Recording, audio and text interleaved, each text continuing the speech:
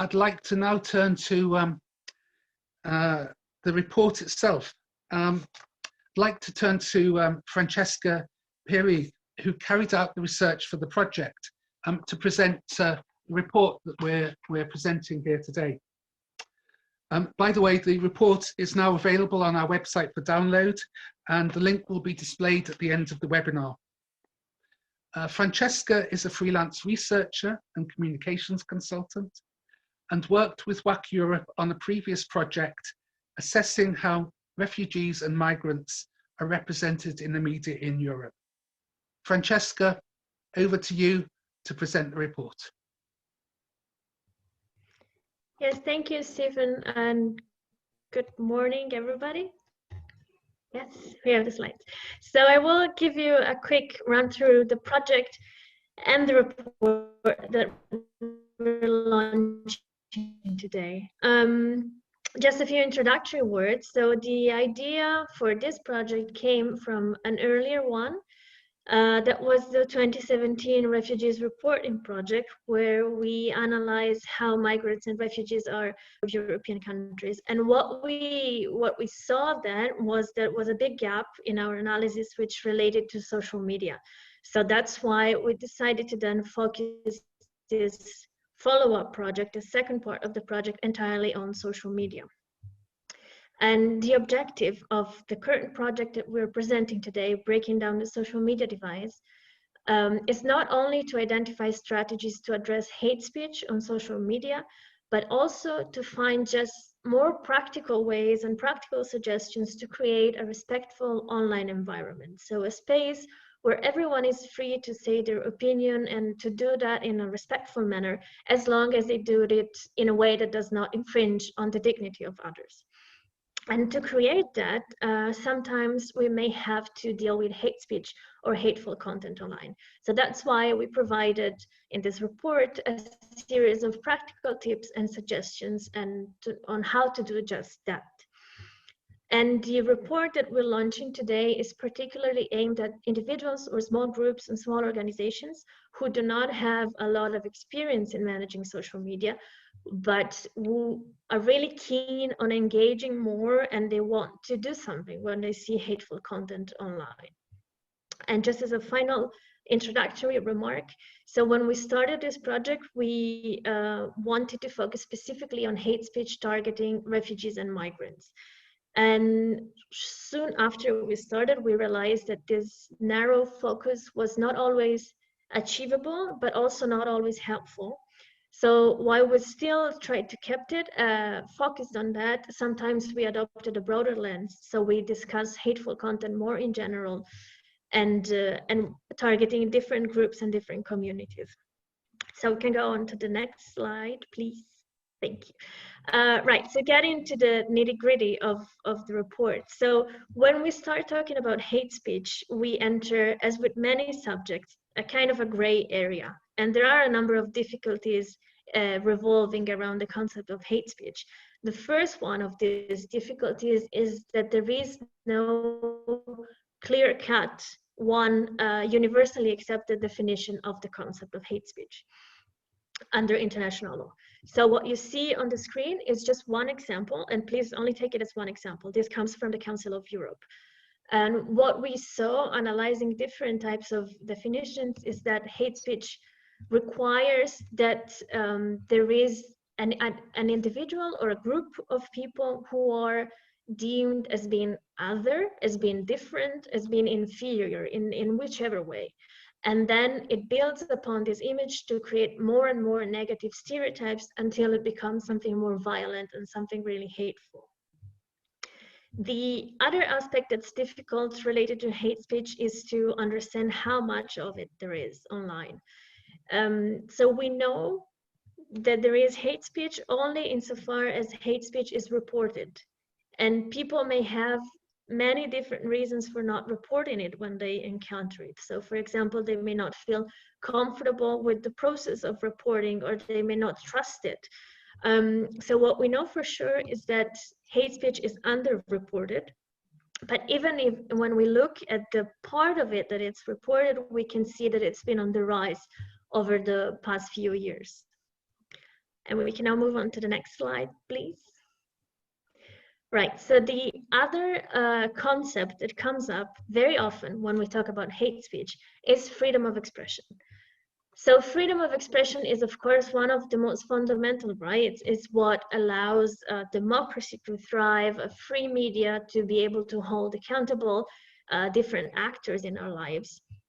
However, what happens is also that freedom of expression is often sort of invoked as the right which allows people who spread hateful content to continue doing so. So sometimes it may feel as if freedom of expression is this kind of umbrella under which we have to tolerate hate speech. However, that's just not true. Freedom of expression is not an absolute right, which means that it can be limited. And freedom of expression needs to be limited when it infringes upon someone else's rights. So, for example, when we have speech that incites hatred or violence against a person or a group of people, that cannot be considered as, so to say, protected under freedom of expression, and that can be even legally sanctioned depending on where we are. So we can move on to the next slide after this brief introduction. And we go into the maybe more interesting part of the report, which is how can we respond to hate speech or in general hateful content when we encounter it online. So broadly speaking, we have three main lines of action that you can see on the screen. All of them are valid at the same time, all of them are important, and all of them can be an engaging way to counter hateful content. It is entirely up to you to decide in which one or which ones you would want to engage. That depends on many things like your interests, how many resources you have, how much time you have, which content. There is no order of value in the things that are present right now on the screen. All three are very valid at the same time.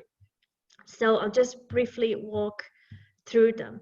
So when we say legislation and codes of conduct, we mean on the one hand binding legislation, and on the other hand voluntary codes of conduct. So in both cases, what we assume is that social media companies should be held accountable, responsible for the content that is posted and is shared on the platforms. And while this may sound really nice, in practice, there are a number of difficulties with this concept. So we have a number of countries who have legislated on hate speech, and these legislations always came with a lot of criticism, especially from rights promoting groups, because there is always a very thin line between deeming some type of content inappropriate and freedom of expression. And this also brings to another difficulty, which is making social media companies judge and executioner in a way. So making them responsible for moderating the content and hate speech and what is inappropriate content. And these are private companies, and they have their own motives, and they may not have a lot of experience in this area. So usually these legislations come with really high fines, like in the order of millions of euros attached to them. So what we see is that social media companies may err on the side of caution, so tend to remove more content that is flagged, even if it's not necessarily inappropriate or hateful, but they may do so just to avoid incurring in these really large fines. Moving on to media and education and media literacy.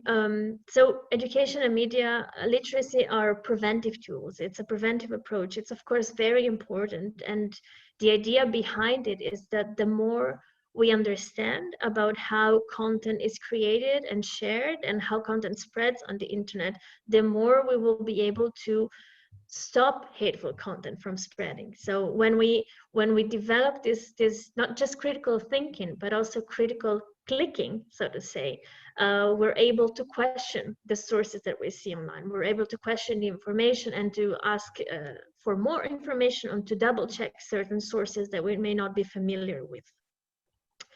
And finally, moving on to counter speech and other counter action. So this is very broadly defined, and any time that we see something hateful online and we engage with it, we are already doing counter speech. Other counter actions may include developing counter narratives or counter campaigns, and both these two last options are more resource intensive, of course, so they may be more appropriate to be developed within the framework of an organization or a group, just because they require more resources and more capacity to do so. And I just want to say one point on counter speech. So counter speech is very often considered one of the most effective ways to counter hate speech. And while that may be true, it's also important to be aware of the imbalance of power that exists between those who engage in hateful content and hateful messaging and those who engage in counter speech. So posting or sharing something hateful, it's a very immediate reaction that gives a kind of an immediate pleasure point, so to say. Whereas engaging in counter speech requires a really high emotional and mental effort to actively do that. So that's why we see so much hateful content online and so relatively little counter speech. But that's also why at the same time it's so important to engage in this and so important to become aware of it and to be able to do that, especially if we do not belong to one of the groups that are being targeted, because we can support the group, we can speak in favor of the group that's being targeted. And if you can just move on to the next slide. Thank you. So here you can see just a few suggestions. In the report, you see many more. We divided them in different categories. So if you're taking action as an individual, if you're working within the framework of an organization or a group, if you are being targeted by hateful content, or if you see someone that's been targeted, or if you just want to contribute to making the internet or social media a nicer and safer environment where everyone is able to express themselves respectfully. So many of the suggestions you will see in the report, they apply across different categories. Some are more specific to one or the other. This is just to give you a little bit of an example, and you can also just move on to the next slide. Right, so this is again to give you an idea of what is in the report, and I do invite you to take a look at it afterwards if you haven't already. And I just want to leave you with an encouraging note, because it may seem that counter speech, it's a lot of trouble. And yes, that may be true. So sometimes when we engage in counter speech or other counter activities, we may want to change the opinion of the person who posted something hateful. And that's rarely going to happen, honestly. It can happen, but it's rare. However, we need to remember that there's a much wider audience of social media users who are passive, who are just reading the comments, or scrolling to a conversation and reading something. So while we may not be able to change the opinion of the original author of the post or of the comment, we may actually have an impact on the people who are reading and are not really engaging in the conversation. So there's many more of them than there's of people actually posting. So just do not be discouraged. And that's it. Thank you. Thank you, Francesca. There'll be an opportunity later on for questions and comments, and please keep them coming in the chat. When you look at the report, you'll see that alongside the tips and guidance, resources and analysis, we have comments throughout the report from 4 people sharing their own experiences of dealing with hateful content online and of trying to create a better internet. We have 2 of them here with us today. Dora Laborci is a Hungarian journalist and Lutheran theologian. She has founded, edited, and worked on several critical Christian blogs to increase dialogue between the secular and religious public spheres. She studied communication and media studies and is currently a student on a PhD program on film, media, and contemporary culture. Dora is now working as a journalist for the biggest Hungarian women's magazine, Nők Lapja. Annegret Kapp is a communication officer with the World Council of Churches, which is one of the partners of the World Association for Christian Communication. She has degrees in intercultural studies from the universities of Saarbrücken and Metz. Born and raised in Germany, and having lived and worked in various European countries, she moved to Switzerland in 2007 to work as a web editor for the World Council of Churches. Social media became increasingly part of Annegret's portfolio over the years and is at the core of her assignments since 2016. So, first of all, I'd like to ask each of you, Annegret and Dora, what is your experience of hateful content on the internet or in social media? Maybe Dora, you could go first. All right. Hello. I don't know if you see me or hear me. Yes, now I find where can I start the video. So hello everyone. Thank you for inviting me. Yes, I would give you a short impact about my experiences and a few statistics what we have in Hungary, and a little impact on the political and gender dimension of this whole issue and question in Hungary. My experience is right now that I'm spending my recreation time in a lifestyle magazine, because my last 5 years in the church media or the Christian media was really, really tough and really tensionful, because yes, it's as simple as you should know your place on a political scale if you are a Christian strong voice. So it's so simple. The political will and power just simply cannot let critical Christian voices, because they have a well-structured, well-organized communicational forces. Let's say it's a propaganda machine, and within this structure, the church has its own place, and there are consequences if you are out of the line. It's completely just my experience.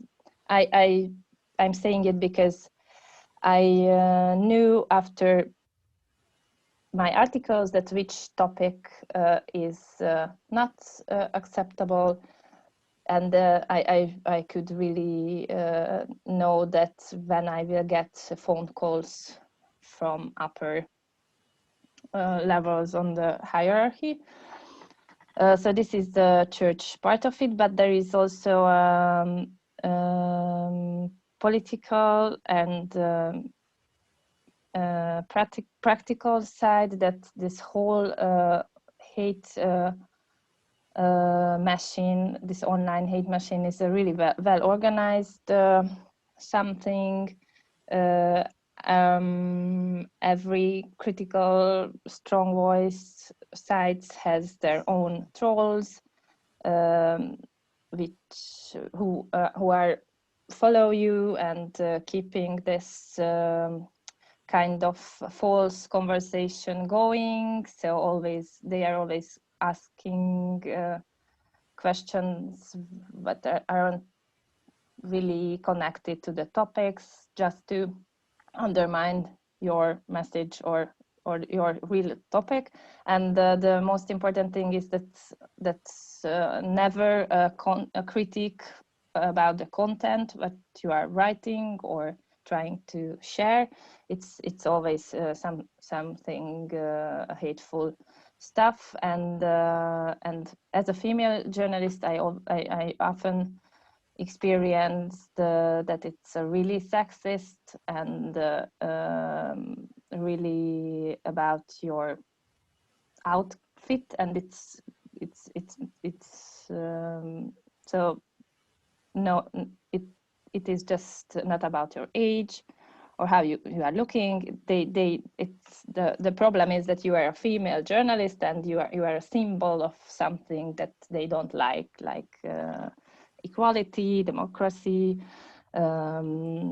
autonomy, independence, solidarity, and so on. So if you are a young female journalist, then they will be too young. If you are old, then they will be an ugly old lady. It doesn't matter. But there is that kind of thing that the female journalist outlook is also a part of this targeting hateful speeches. And of course, the political dimension is that it's no matter if you are a female or male journalist, if you are saying something or writing something or find something which is against the current political agenda, or you cover some issues of corruption and so on, then you will be targeted. So yes, and there is one more thing which is a really huge lack in Hungary, that there is no legal precedent.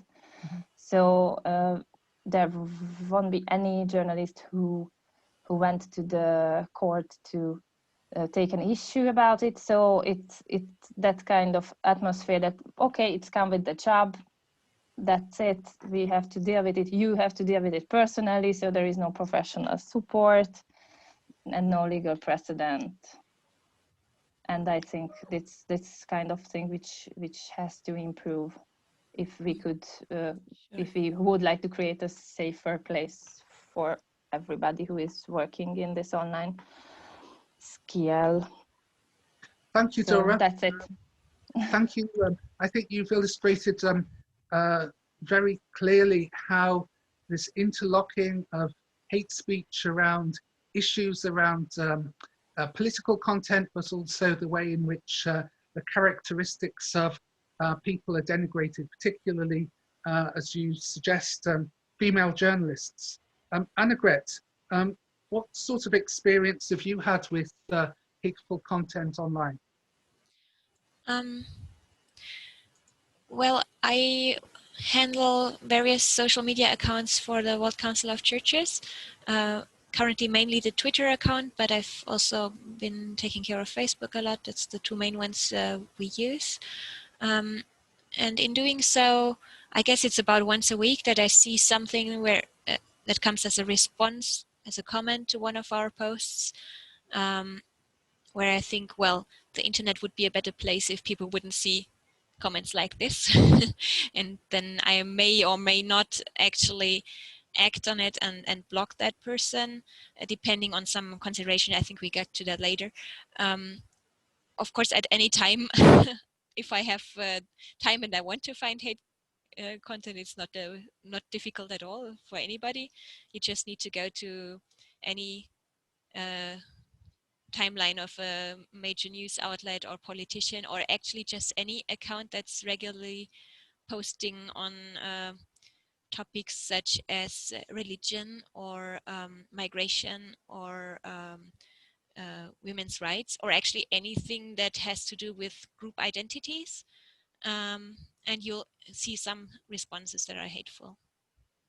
So how do you respond, Annegret, when you find these kinds of comments on the social media of the World Council of Churches? Well, it depends a little bit. It would be either counter speech or making sure we don't provide a platform. We don't want to provide a platform to people who want to spread hate. I think I would see three categories of hate speech, people who produce hate speech. There are those who do that because they personally feel that way. They probably don't, they certainly don't identify themselves as I'm a hate speech person. They usually feel that they are defending their group against some perceived threat.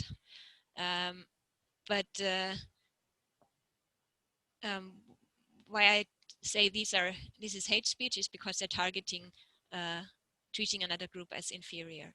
And we don't want to provide a platform for these people. The WCC has quite a lot of followers on social media, so potentially also comments on these posts can be seen by a lot of people. So it may be appropriate to remove a comment and make sure it's not seen by so many people. But we are also in the social media guidelines of the World Council of Churches, we say that we want to provide also a platform for dialogue, and we want to see comments as much as possible as a way to respond to things that are not clear. When questions are being asked, we want to provide a response, and when the stance of the WCC is questioned, to also provide links to where people can learn more. That would be the one possibility. I think there are also people doing hate speech for political reasons, like Dora has just given the example, and sometimes you can become a target of hate because you are defending a position that is not liked by a certain government or by a certain group. So and then I think it's even more clear that you will not win such people over in a dialogue. You can always, it can still make sense to respond because we want to win over the bystanders. As Francesca explained in the introduction, there's most people who consume social media will not reply to a comment they see, they will just read on. But it has an effect on them when they read such a comment. So you want to provide a response in order to tell them this comment, this hate speech is not something that we can accept. And here are the reasons. One purpose of people who do hate speech can also be to waste your time, especially if it's about blocking certain voices who are having a certain position. So they can be intentionally wasting your time by coming back again and again with the same negative comments, and in that sense it can also make sense to just block them and not provide a platform for them. Then the third category of hate speech producers would be fake accounts, and then it's particularly important not to provide a platform but rather to report them, because if it's a fake profile, then the chances that the social media platforms such as Twitter or Facebook will actually take down that account are relatively high. And then it's also important not to raise such a profile that usually has few followers of its own. Thank you very much, Annegret. Thank you, Dora. As Francesca mentioned, this project came out of an earlier project that WAC Europe undertook on media coverage of refugees and migrants in 7 European countries, which we undertook together with the Churches Commission for Migrants in Europe, based in Brussels. One of the issues that we noted in that previous report was that we were not capturing the role of social media in depicting migrants and refugees. And indeed, according to a study by the European Commission at the end of 2018, xenophobia, including anti-migrant hatred, was the most common type of hate speech reported to social media companies. So I'd like now to turn to Thorsten Moritz, who is General Secretary of the Churches Commission for Migrants in Europe, where he has worked since 2002 to talk about the toxic cycle of narratives for migrants and refugees in Europe. Yeah, thank you very, very much, Stephen, and thanks to all the colleagues, specifically Francesca, for this very important report. CCME, the Churches Commission for Migrants in Europe, is the umbrella of churches working on migration questions in Europe. And of course, in our work, the question of hate speech comes up quite often. because it's not an isolated phenomenon. It is indeed a toxic circle, vicious circle of hate speech, hate actions, and hate politics, I would say. I would still hold that the number of people who are actively involved in spreading hate speech is way too high, but still limited. But as it's already been indicated by the previous speakers, what is really important is that they have a far bigger impact to the bystanders, but also to a general atmosphere, which leads to actions on the streets, but also to policy outcomes. And that's what we're saying very, very clearly in the work we're doing. It redefines boundaries. If you have hate speech and it goes unchallenged, it redefines boundaries. It has, of course, a direct impact on the experience of, in our case, migrants, refugees, the way they feel perceived, welcomed, or actually not welcomed but hated. It creates a culture of mutual fear and distrust, and it is perceived by political decision makers. And I think that's very, very important. Let me give you an example I often use about perceptions and realities. Everybody will tell you, yeah, in 2015, everybody was happy about refugees arriving, especially in Germany. Now everybody hates them. Well, let's look at the evidence.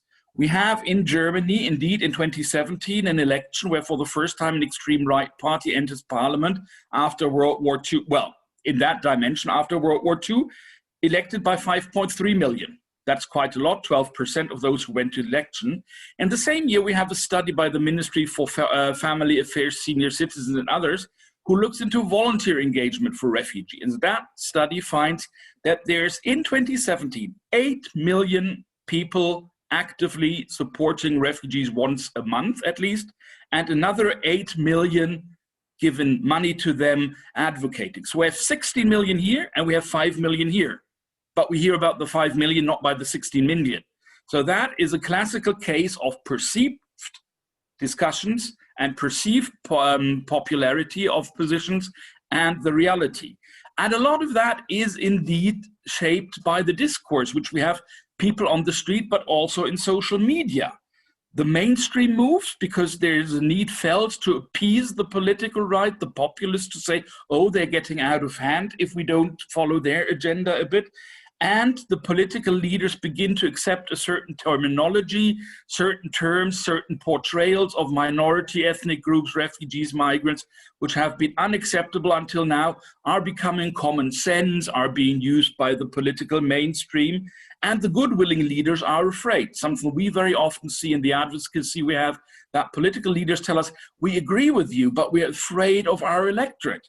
And I think that's where it is important to stop that circle, to stop it. And the previous speakers have said, countering it, trying to make it dry out, blocking accounts. But there's the people you will not convince. But to the bystanders who might be swayed, you need to tell there's a different opinion and we're caring about you. And I think that's the last point I would like to say. Something which is very, very crucial is the question of credibility. We know a lot of the communication of hate is based on people no longer trusting certain institutions. And we ourselves, as civil society organization, as churches, who are hopefully not only there on a Friday helping refugees, but on a Monday helping all the people in the neighborhood who are poor or not having decent access to housing, to food and other things. I hope we would be in a position to break some of that, saying, well, we are with you and we're with others who are in equally difficult situations, so shouldn't we respond more with solidarity? So that is a very, very important question. We should not be blind. And I think that's important. One of the blessings in disguise of hate speech, whenever we come across it, we encounter a world which we often probably will not see too often in our midst. But it is exactly in that world where there's still lots of people bystanding who can be swayed, who can be convinced, and for whom it is important that others are saying, no, this is not the only option. No, we have a different opinion. Yes, we have different facts, and we think what we are proposing is more logical, more loving, and more in solidarity and better for everybody. So in that sense, this is an important guide to make us challenge and stop the vicious circle, the toxic circle of hate speech, hate action, hate politics at different points, and therefore I can only commend it. Thank you very much. Thank you, Torsten. I now want to turn to the Reverend Arne Savnor Danielson. He's the head of communication at Lutheran World Federation, based in Geneva. Before that, he led the communication work for the Evangelical Lutheran Church of Iceland and was ordained in 2008 as the first online pastor of the Icelandic Church. He's been heavily involved in social media.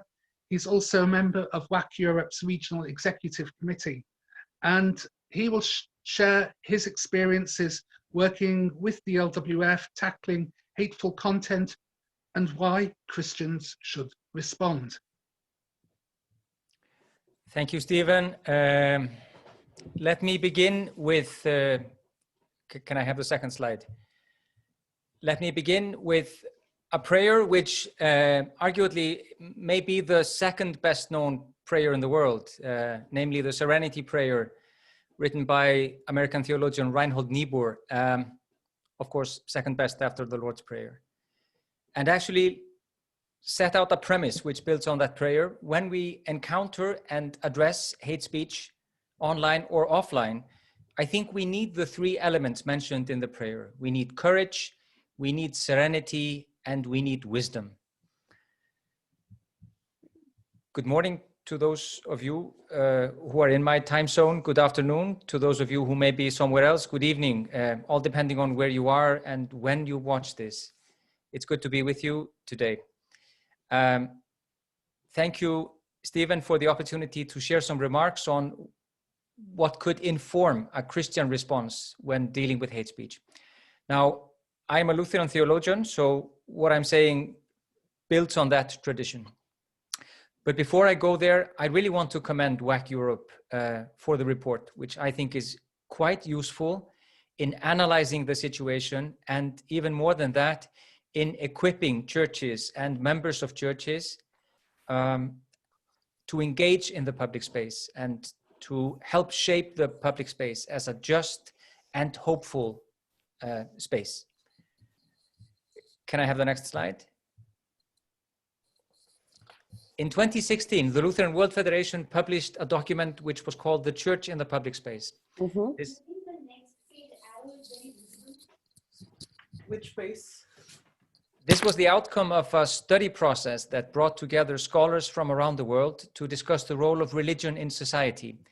And it ends with a statement which summarizes 6 principles and gives 5 activities. I think these are quite relevant for our topic today. I think they give a foundation to build on when we're thinking about and addressing hate speech. Now, the first principle is to affirm the call to public engagement of churches.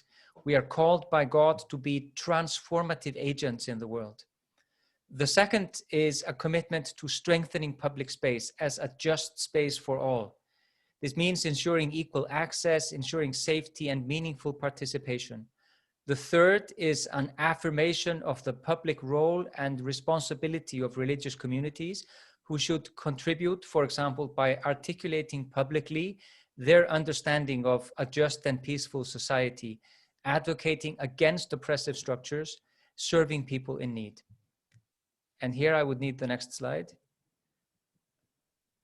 The fourth is making a distinction between the worldly and the spiritual, which leads us, for example, to condemn publicly any violence, domestic or public, and any hate speech which is perpetrated in the name of religion.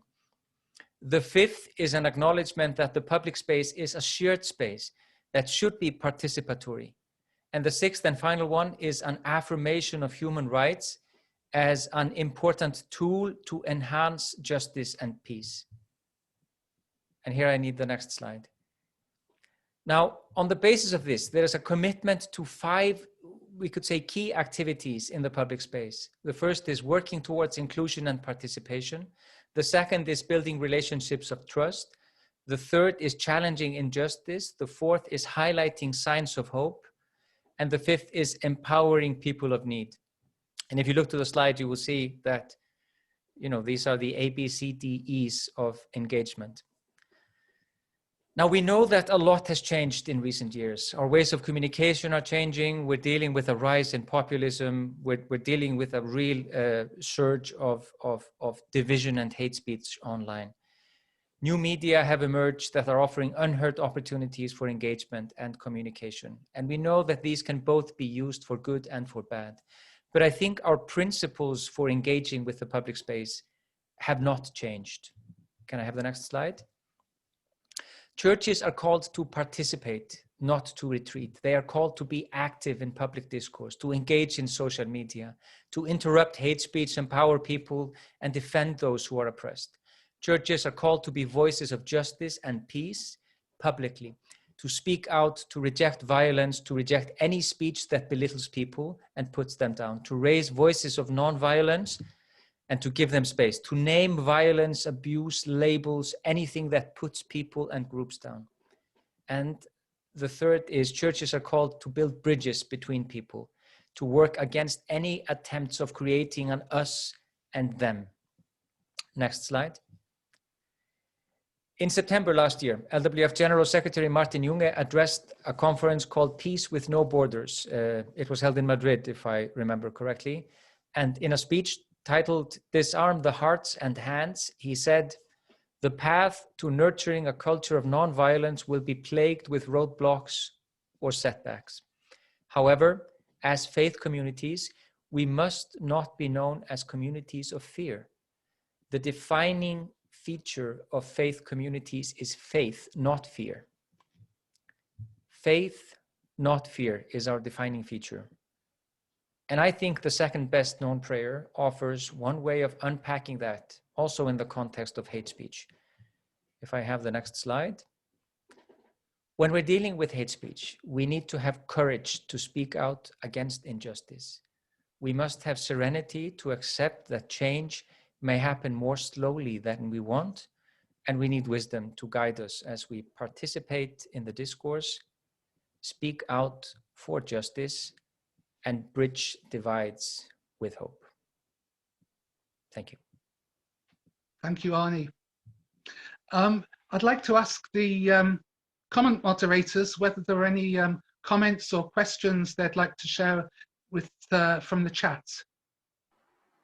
At the moment, there are no questions, so feel free to ask them. I've got a question for Arnie. After your presentation, what does that mean in practice for the way in which the LWF deals with hate speech that it might get on its own social media? Thank you. I went a bit theoretical there. I think we tried to. I would actually subscribe to much of what Annegret said earlier. When we encounter this, we need to evaluate. Is it something that needs a response? I mean, if someone is maintaining factual inaccuracies or trying to pin us down for something which is not what we stand for, then you need to acknowledge that. I tend to take a sort of soft approach. I think in many cases, when you meet aggression, don't respond with aggression. I don't think we want our platforms to be a way for people to spread hate. In particular, we've had a number of comments, a number of engagements in social media where people are how can I put it, trying to spark a discussion on something which is not relevant to the topic at hand, and we will hide these comments, or in some cases, remove them. Thank you.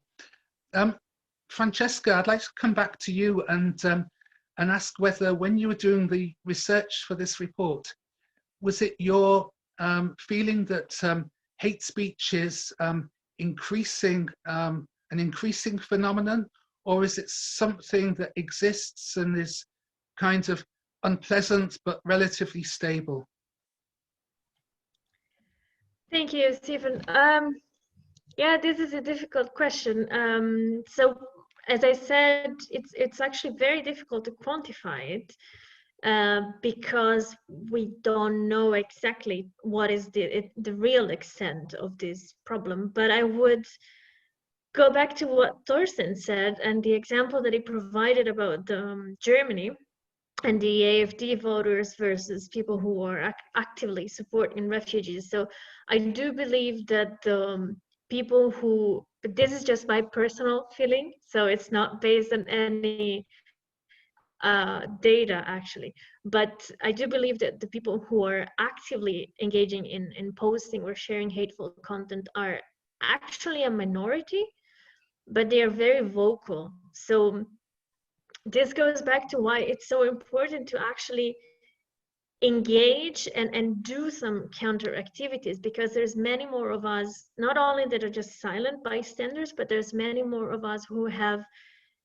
actively opposing views, but we're not so vocal for whichever reasons, many different reasons. So I think that's why it's so important to actually do that and engage.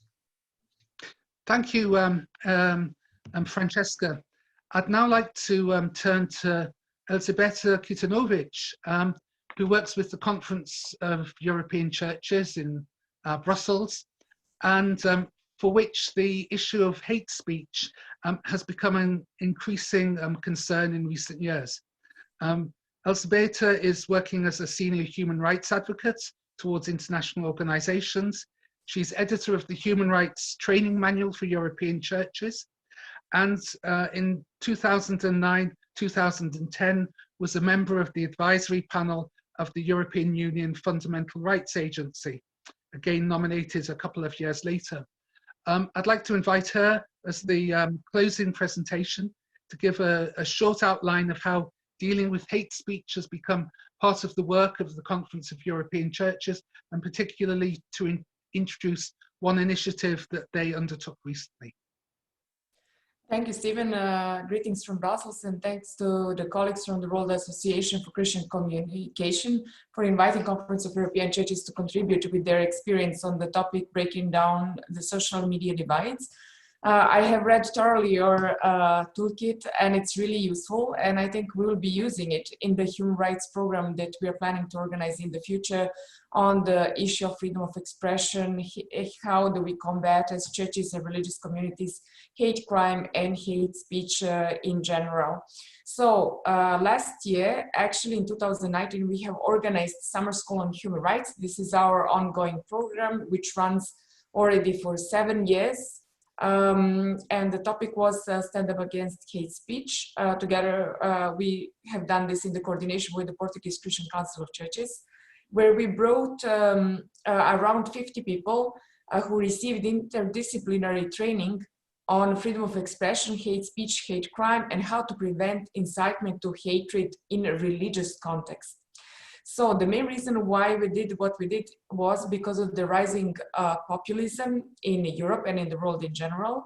And what we have observed that, and what the participants in the summer school said, they expressed basically their concern that the populists encourage or use hate speech to steer one group against another, with a view to attain a relevant amount of votes rather than contribute to the social peace and political compromise. So these xenophobic attitudes, stigmatization of minorities, stereotyping on the base of race, color, national and ethnic origin, then religion, disability, gender, or sexual orientation led actually to the hatred, and this can also lead to the violence that we can see not only in social media but also in the streets sometimes. So this rise of anti-Semitism, rise of Islamophobia, and also issues in the domain of Christianophobia were the expressions of these attitudes.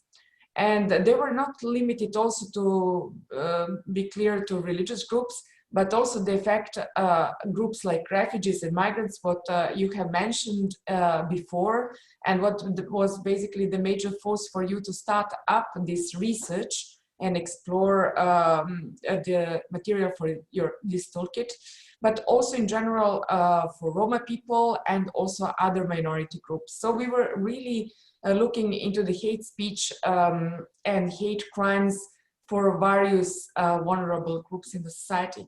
And what we have noticed, and what came out basically from the participants in these relations was that there is lack of respect of other people in communication, and then especially in social media, and the rise of political populism on the global scale actually is posing a need in a society that we have fact-based dialogue, and also that we look adequate solutions for the complexity of the political issues. So in your toolkit, I have seen, of course, a good material which was related to the legal side of freedom of expression, which is an important fundamental right, which obviously includes the right to disagree or to express dislike. But of course, the way we speak about other people has moral and legal limits. So in this regard, we have made like 5 minutes video. So if there is a time, it would be nice if we could see some, let's say, glimpse from and impressions from the summer school last year. Thank you. We'll now close with the video, and at the end of the webinar, there'll be a panel with information about how to download the report. Thank you for attending. Thank you for your participation. We look forward to keeping in touch with you in the weeks and months ahead.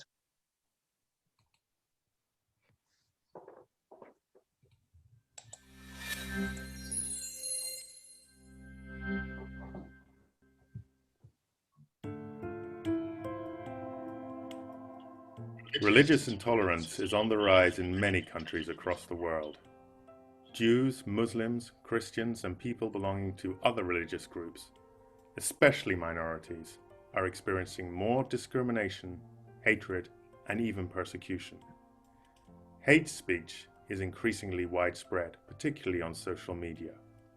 For European churches, this is a dangerous moment.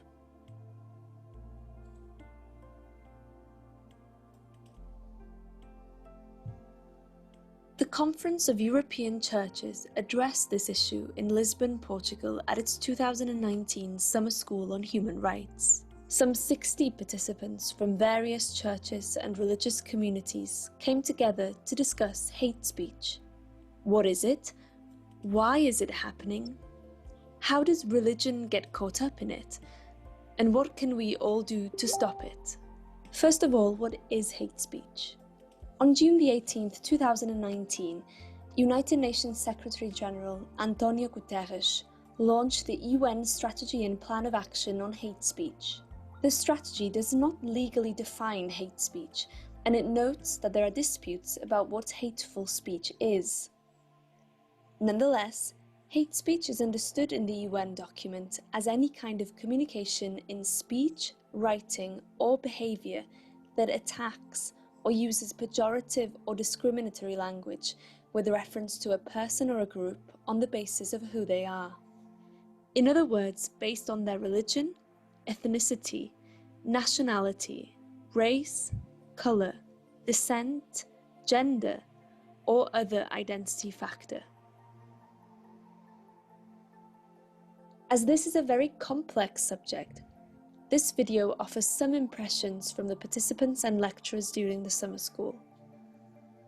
Hate speech is, of course, a matter of concern in Portugal, like I would say elsewhere in Europe. It's a matter of growing concern. Traditionally, the UK likes to implement independently the standards directives. However, there is a recognition that those legal structures are now struggling to keep pace with what is happening in society.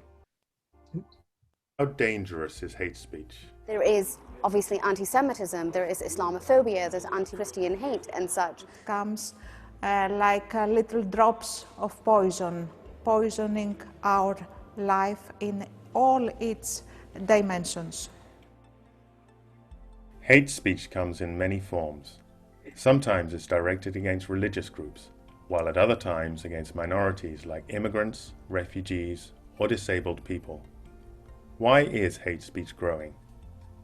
Fear, uncertainty, lack for hope for the future, and therefore rage. The old world is going, but we don't yet see what the new world will be like, so people feel insecure. Well, social media definitely contributed to the fact that it became a lot more normalized. So, what What do we do about hate speech? In a world where there's lots of conspiracy theories and fake news, given facts is one thing, but we need to be able to provide concrete counterexamples, enable people to meet one another, get along with one another, understand one another. At stake is our democracy and the way our freedom of speech, our freedom of interaction, and our society being able to function in a civilized way. That is what is at stake. It is also important to teach people to avoid hate speech. Education, to share very clearly that the message of Christianity is a message of hope, of life, and of love. And to emphasize respect, openness, and inclusion. We believe in diversity. We believe that being together we can share our values. We believe that each country in Europe has a peculiar way to construct more democratic and participating societies. Ultimately, this is a challenge for all of us. We have to work together.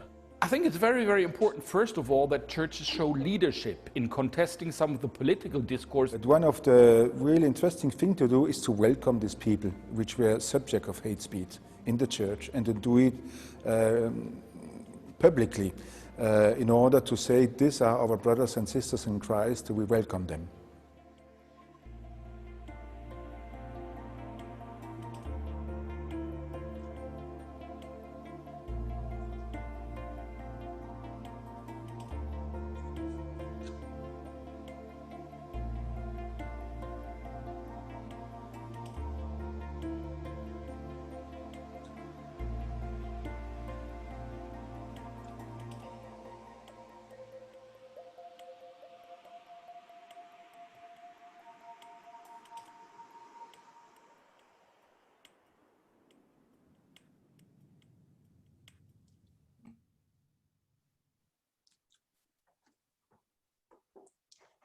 Thank you very much. Keep in touch. We look forward to staying in contact to deal with this hugely important problem.